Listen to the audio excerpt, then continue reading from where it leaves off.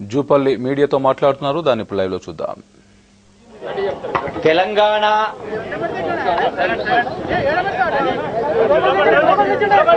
జై తెలంగాణ, జై జై తెలంగాణ. తెలంగాణ రాష్ట్ర సాధన కొరకు విద్యార్థులకు ఇచ్చినటువంటి మాట ప్రకారం వచ్చిన తెలంగాణ 55 సంవత్సరాల తర్వాత వచ్చిన తెలంగాణను సీమాంధ్రులు 2.5 గంటల వ్యవధిలో రాజీనామా అస్త్రం ప్రయోగించి వచ్చిన తెలంగాణ అడ్డుకున్నప్పుడు 600 మంది తెలంగాణ బిడ్డలు ప్రాణం త్యాగం చేసినప్పుడు ఈనాటికి 1.5 సంవత్సరం అవుతా ఉంది. కేంద్ర ప్రభుత్వం సోనియా గాంధీ గారు తెలంగాణ రాష్ట్రాన్ని ప్రకటించడం జరిగింది. వచ్చిన తెలంగాణను, ఇచ్చిన తెలంగాణను తెలంగాణ ప్రజాప్రతినిధులు ఏ స్థాయిలో స్పందించాలనో, ఏ విధంగానైతే సీమాంధ్రులు రాజీనామాలతో అడ్డుకున్నారో అంతకంటే రెట్టింపు పోరాటం చేయాల్సిన అవసరం ఉంది. అంతకంటే రెట్టింపు త్యాగాలు చేయాల్సిన అవసరం ఉంది. ఆ త్యాగాలు పోరాటాలు చేయని కారణంగానే 1.5 సంవత్సరాల కాలం నుంచి తెలంగాణ అంశం పెండింగ్ లో ఉంది. నేను ఒకటే విజ్ఞప్తి చేస్తా ఉన్నా, తెలంగాణ రాష్ట్ర సాధన కొరకు ప్రజాప్రతినిధులు రాజీనామా అస్త్రం ప్రయోగించాల్సిందే, ఉద్యమాలు చేయాల్సిందే, ప్రజలను సంఘటితం చేయాలా. తెలంగాణ యావత్ 4 కోట్ల ప్రజానిక ఆశలు, ఆశయాలు, ఆకాంక్ష నెరవేరాలంటే మనం తెలంగాణ 600 బిడ్డల ప్రాణత్యాగాలు చేస్తా ఉంటే ఇంకా మన గుడ్లప్పగించి కూర్చొని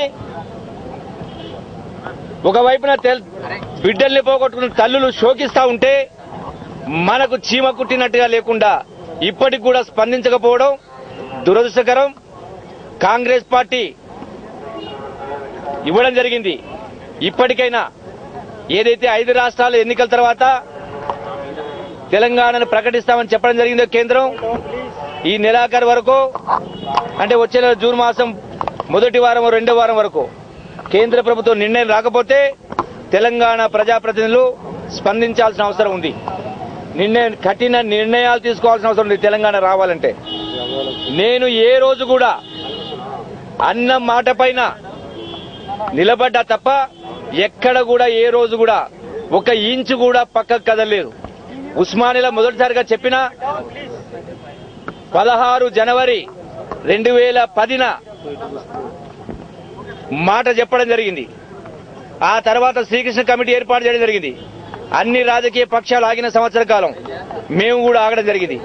ఏ రోజున శ్రీకృష్ణ కమిటీ రిపోర్ట్ వచ్చిందో ఆ మరు రోజే స్పందించి మొన్న జరిగిన పార్లమెంటు బడ్జెట్ సమావేశాల్లో తెలంగాణ బిల్లు పెట్టకపోతే విద్యార్థులకు, యువతకు ఇచ్చిన మాట ప్రకారం కట్టుబడి ఉంటానని చెప్పని మార్చి 3వ తారీఖున గౌరవ ముఖ్యమంత్రి గారికి, సోనియా గాంధీ గారికి నా రాజీనామా లేఖ పంపడం జరిగింది. తెలంగాణ రాష్ట్రాన్ని ప్రకటించండి, లేదంటే నా రాజీనామాను ఆమోదించమని కోరడం జరిగింది. 3 మాసాలైంది. తెలంగాణ అంశం ప్రస్తావనకు రాలేదు, ప్రకటన రాలేదు, రాజీనామా ఆమోదం పొందలేదు. కాబట్టి ఈ రోజు అన్న మాట కట్టుబడే ఈ రోజున గవర్నర్ గారికి ఈ రాజీనామా లేఖను ఇచ్చి రావడం జరిగింది, ఆమోదించమని కోరడం జరిగింది. ఇంకొక అంశం ఈరోజు బాధగా ఉంది ఏంటంటే, తెలంగాణ సాధన కొరకు రాజీనామా చేయడం పాపమా, తెలంగాణ ప్రజల్ని సంఘటితం చేసి ఒకటి చేసి ఉద్యమం వైపు నడిపించి ప్రజాప్రతినిధులపైన, కేంద్రం పైన ఒత్తిడి తీసుకొచ్చి తెలంగాణ సాధించుకోవడం తప్ప గాంధేయ పద్ధతిలో, ప్రజాస్వామ్య పద్ధతిలో ప్రజాభియాన్ పాదయాత్ర చేస్తా ఉంటే ప్రజాస్వామ్యాన్ని కాపాడాల్సినటువంటి ప్రభుత్వం చట్టాన్ని ఉల్లంఘించే వాళ్ళని వదిలేసి చట్టం పైన, దేవుడి పైన ప్రమాణం చేసి చట్టాన్ని గౌరవిస్తాం, చట్టాన్ని కాపాడదామని చెప్పినటువంటి వాళ్లను ఉపేక్షించి ఇలా గాంధేయ పద్ధతిలో ప్రజాస్వామ్యబద్ధంగా చేస్తా ఉంటే ఈ రోజుకు నా పాదయాత్ర ఆపి 11 రోజులు అవుతా ఉంది, 10 రోజులు దాటింది. ఈ రోజు కూడా నేను స్పష్టంగా గౌరవ ముఖ్యమంత్రి గారికి, హోమ్ మినిస్టర్ గారికి, డీజీపీకి, ఎంటైర్ పోలీస్ డిపార్ట్మెంట్ కు లేఖ ఇవ్వడం జరిగింది. ఈ రోజు కూడా ఇప్పటికి కూడా నాకు ఈ పాదయాత్రకు సంబంధించి ప్రభుత్వ పరంగా ఎక్కడ కూడా ప్రజాస్వామ్యాన్ని రక్షించేటువంటి బాధ్యత తీసుకుంటాం.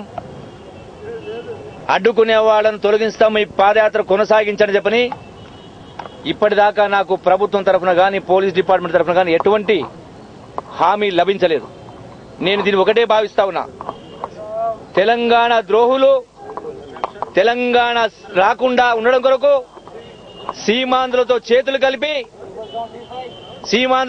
కలిపి తెలంగాణ రాకుండా అడ్డుకునే కుట్రలో భాగంగానే ఈరోజు ఇటువంటి ప్రజాస్వామ్యాన్ని కూని చేసే కార్యక్రమం జరుగుతూ ఉన్నాయి.